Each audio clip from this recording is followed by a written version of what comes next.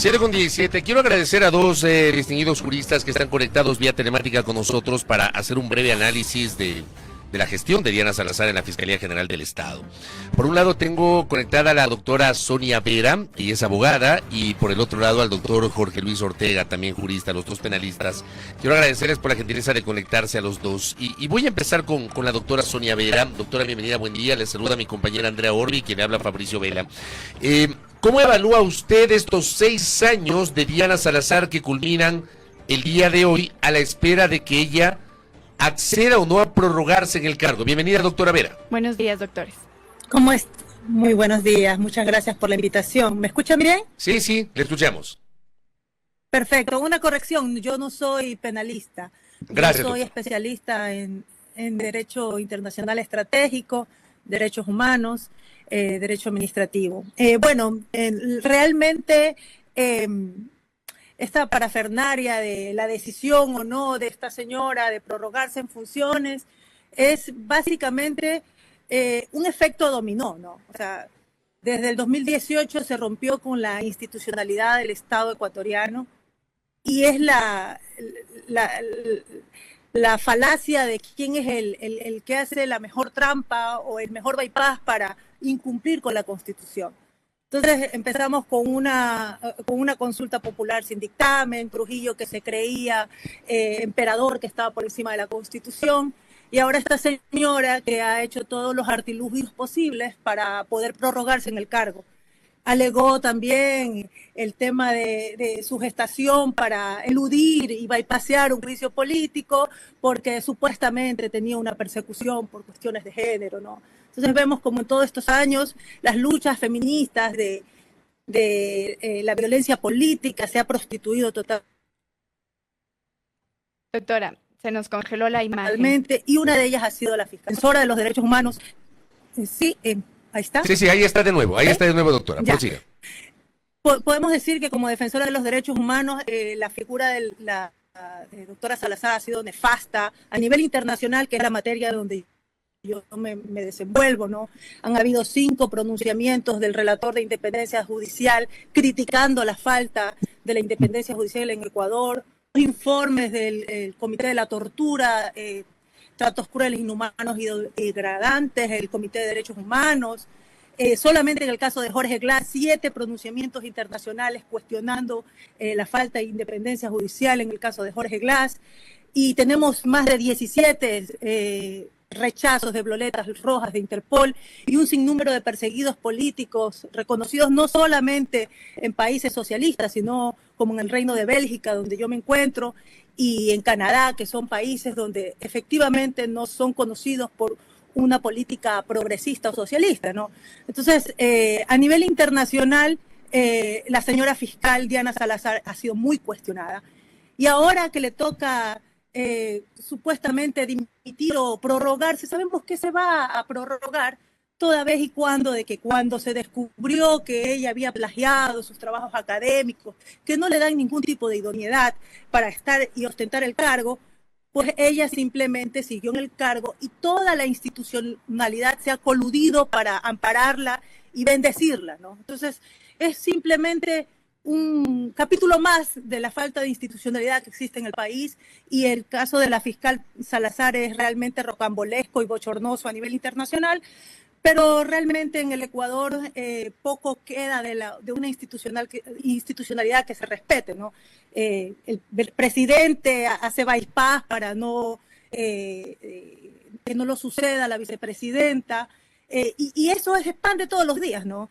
Y más allá de izquierdas o derechas, nosotros los abogados debemos hacer que se cumpla la institucionalidad, la Constitución, los tratados internacionales de derechos humanos, y es lamentable, ¿no? Es lamentable esa crítica de la academia, ese silencio ensordecedor de todos los gremios de abogados, y las instituciones que se han coludido para amparar tanto a la fiscal como al presidente. Correcto, doctora. Noboa, ¿no? Realmente es algo muy triste. Correcto, doctora. Le voy a cortar ahí para darle también la palabra al doctor Ortega, André. Así es, doctor Ortega. En ese mismo sentido y en ese mismo contexto queremos conocer su postura respecto de esta, digamos, de la función que ha ejercido la fiscal Diana Salazar. Muchísimas gracias por la invitación. Muy buenos días a ustedes y a todos quienes nos escuchan y nos observan. Bien, yo creo que más allá de lo que la doctora Sonia Vera manifiesta, creo que ya no debemos pensar en la gestión de lo que hizo o dejó de hacer la doctora Diana Salazar, de lo que hizo bien o lo que lo hizo mal, a juicio de quien lo considere de esa forma. Tantos cuestionamientos ha tenido la doctora fiscal Diana Salazar, como también reconocimientos. Personalmente he tenido la posibilidad de ejercer las defensas técnicas en dos casos emblemáticos de los que la doctora Diana Salazar llama también o los toma en cuenta, como es el caso Sobornos y el caso Las Torres. Y no quiere decir con eso que ahora tengamos que, digamos, fijarnos exclusivamente en su gestión para dar solución a un problema que no solamente depende de ella. Estamos en este momento en un problema en cuanto a su continuidad o no en la Fiscalía General del Estado. Y en ese orden de ideas debemos enfocarnos exclusivamente a solucionar este problema.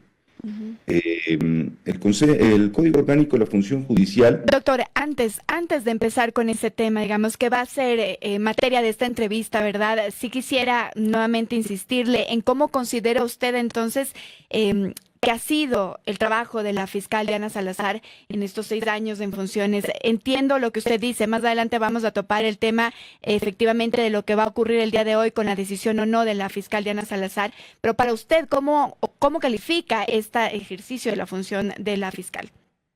Bueno, en términos generales yo ya me he pronunciado y en términos generales lo he dicho que es bastante aceptable. Y es bastante aceptable porque si nos ponemos a comparar entre los otros fiscales generales que hemos tenido en los últimos años, frente a la gestión de la doctora Diana Salazar, nadie podrá discutir que en efecto su gestión es muchísimo mejor que la que realizó el fiscal Chiriboga, la que realizó la fiscal Moreno, la que realizó el fiscal Vaca, la que realizó el fiscal Pérez Reina. ¿Quién puede cuestionar o quién puede decir que estos fiscales a los que yo he mencionado han tenido una mejor o mayor gestión que la doctora Diana Salazar? ¿Quién? Que me lo diga y que me lo pruebe y que me lo justifique. En ese sentido, considero que la gestión en estos 6 años de la doctora Diana Salazar al frente de la Fiscalía General del Estado, en términos generales, es aceptable.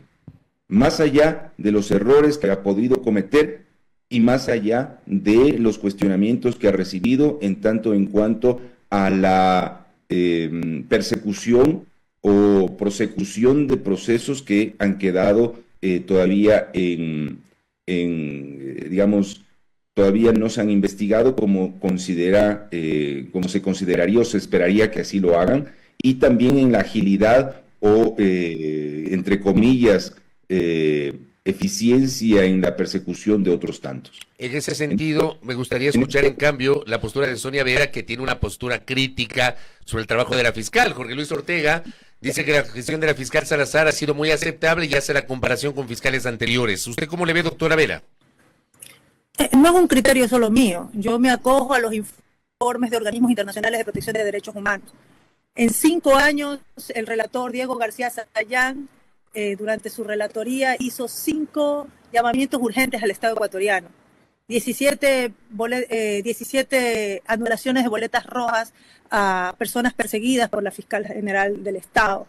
La última de Carlos Bernal, la Interpol les dijo que le estaban violando sus derechos y había una persecución reiterada y sistemática a los derechos humanos. O sea, ya es Vox Populi a nivel internacional. Tenemos a los relatores, a los expertos internacionales diciendo que la fiscalía está infiltrada por la mafia. Eso lo dijeron en la última convención en noviembre de 2024, en la cual estuve yo en Ginebra. Entonces, no es solamente mi criterio por las defensas que yo llevo, por las vidas a las que ha destruido. es básicamente el ejemplo palpable. Yo los invito a la comunidad periodística, a los abogados en libre ejercicio, que vean lo que pasó en el caso Soborno, que es bochornoso, ¿no?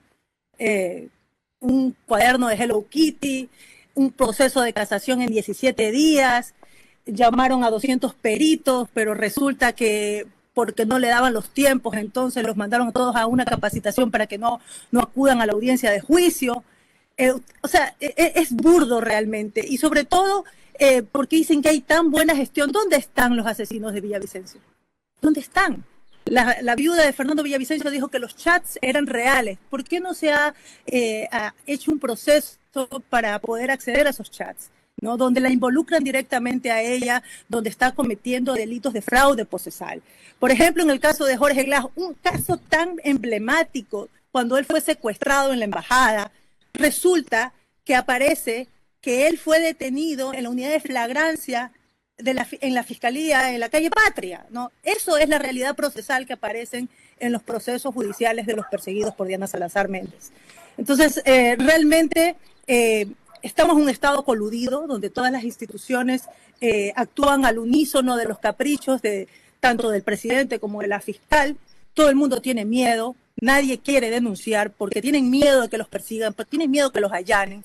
Y lo que pasó con la Liga Azul, que era un acto totalmente aberrante, donde una fiscal le hurta el celular a un consejero, violando todos los procedimientos porque ella no era parte de la policía.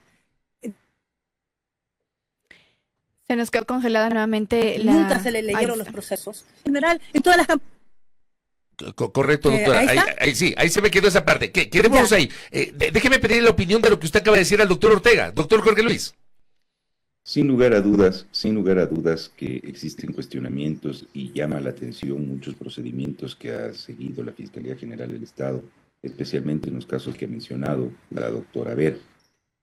Pero vuelvo a repetir, no es menos cierto también que se ha evidenciado o ha permitido que se evidencie a través de las investigaciones que se han venido realizando actos de corrupción no solamente en instituciones como la propia Fiscalía, como mencionó la doctora Vera, sino también en otras instituciones, y eso ha permitido develar cómo el sistema de la función judicial en términos generales y la función ejecutiva ha estado enquistada a la corrupción, y que de alguna manera se ha podido evidenciar aquello. Ahora, que los procedimientos no sean a decir o a vista los más adecuados, no es menos cierto también que no es solo absoluta responsabilidad de la Fiscalía General del Estado, porque al final del día quienes imponen o quienes toman la última decisión son los jueces.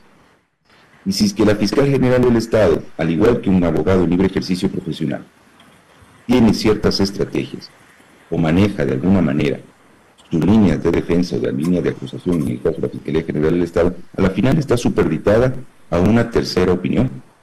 Entonces, el indicar que todos los males de este país, en razón de los procesos judiciales que se han seguido, son de absoluta responsabilidad de la Fiscal General del Estado, también caemos en una falacia. Porque creo que, al igual, por ejemplo, ¿qué pasa con la Asamblea Nacional? Que no posesiona a un miembro del Consejo de Participación Ciudadana para que se completen los 7 integrantes del Consejo de Participación Ciudadana y podrían continuar con el proceso. ¿Qué pasa también con la Presidencia de la República, que no envía su terna para que se continúe con el proceso de renovación en el Consejo de la Judicatura? ¿Por qué los consejeros de Participación Ciudadana y Control Social también de alguna manera incumplieron con ciertas disposiciones legales que les permitieron al Tribunal Contencioso Electoral basar sus decisiones en aquello y tomar la decisión de destituirlos en enero de este año? ¿Y por qué antes no se pusieron de acuerdo también los consejeros del Consejo de Participación Ciudadana y Control Social para elegir o continuar con un proceso de selección para renovar a la máxima autoridad de la Fiscalía General del Estado? Entonces, en ese sentido, creo que echar la responsabilidad absolutamente de todos los males de este país y del sistema de justicia a una sola institución y a una sola persona, creo que realmente tampoco es de lo más adecuado y apropiado en estos momentos.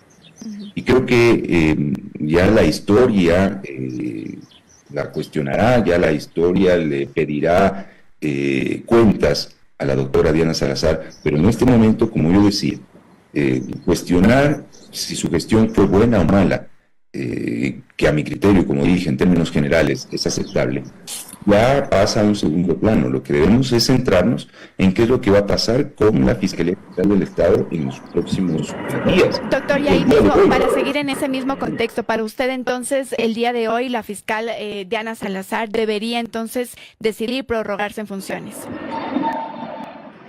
La Salazar ha dado muestras de alguna manera o forma de su compromiso con su trabajo, con su función, y en ese sentido creo que ella el día de hoy, considero, por buscar una salida a la grave crisis institucional, debería prorrogarse, porque primero lo contempla, esta figura lo contempla el artículo 283 del Código Orgánico de la Función Judicial, en el sentido de que si no se ha elegido, si no se ha designado una autoridad, porque la propia Procuraduría General del Estado se ha pronunciado al respecto en cuanto a la prórroga de la Fiscalía General, la prórroga de la doctora Diana Salazar, ¿sí? Y considero que ella lo ha dicho y lo ha manifestado, que ella quiere una transición, digamos, acorde a las funciones a las que ha venido representando, las que va a tener que ejercer la persona o el profesional que la sustituya o reemplace. Entonces, considero que por, de alguna manera, mantener un equilibrio en la institución y sobre todo continuar con procesos que son de interés nacional, la doctora Diana Salazar debería prorrogarse, aunque la norma lo diga que podrá. Yo creo que ella tiene un compromiso y una obligación con la ciudadanía, y que en ese sentido la Fiscalía no quede en acefalía y pueda prorrogarse, y no solamente ella, sino también su subrogante, el doctor Toainga, hasta que pues el Consejo de Participación Ciudadana y Control Social, a través del concurso, pues elija a una nueva autoridad.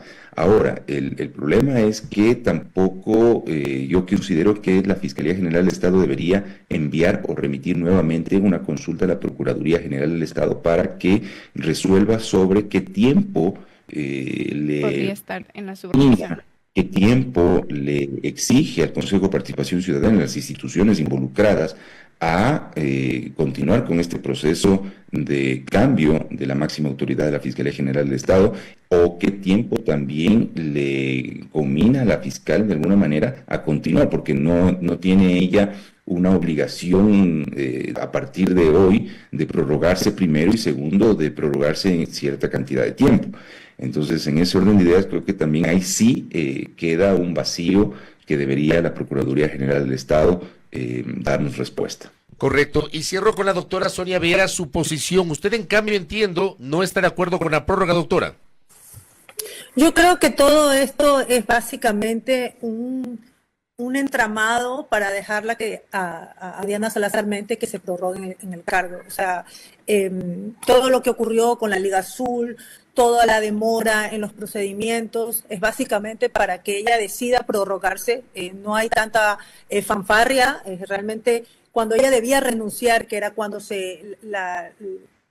la Veeduría Internacional de Transparencia Académica, compuesta por varios académicos renombrados europeos, descubrieron el plagio de sus trabajos académicos, de su tesis de grado que la llevó a ser fiscal, era el momento idóneo para que ella presentara la renuncia. Porque en cualquier sociedad madura, un acto tan bochornoso como este hubiera sido suficiente para que una autoridad de la importancia que es la Fiscal General del Estado debía renunciar ante estos cuestionamientos, ¿no?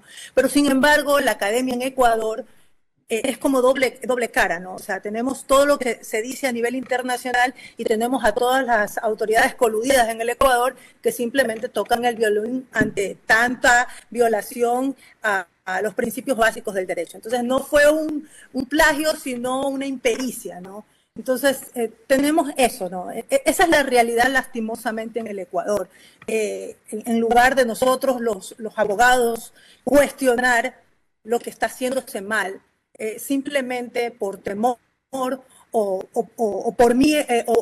por represalias o por persecución, simplemente se calla y se dice que pues, lo que está haciendo Diana Salazar es óptimo, está bien. Y yo creo que a cualquier Ahí se me volvió. Sí. abogado, con la misma persona, Ahí se me volvió a congelar. La doctora está en se el debe exterior. tener el carácter suficiente para que usted pueda decir. Correcto, doctora. ¿Sabe qué? La última parte me salió con intermitencias. ¿Hay algún problema de internet? Ok. Le quiero agradecer, doctora Vera, por la conexión y por sus aportes, y también al doctor Jorge Luis Ortega. Quería tener este contraste y les agradezco obviamente la gentileza de expresar sus puntos de vista sobre la gestión de la doctora Salazar y si corresponde o no la prórroga. Me queda clara su postura. Le agradezco a Sonia Vera, jurista que se ha conectado desde el exterior, y también al jurista Jorge Luis Ortega desde la capital. Un abrazo para ustedes, muy amables. Buenos días. Gracias, muy gentiles. Gracias. Gracias a los dos por la gentileza.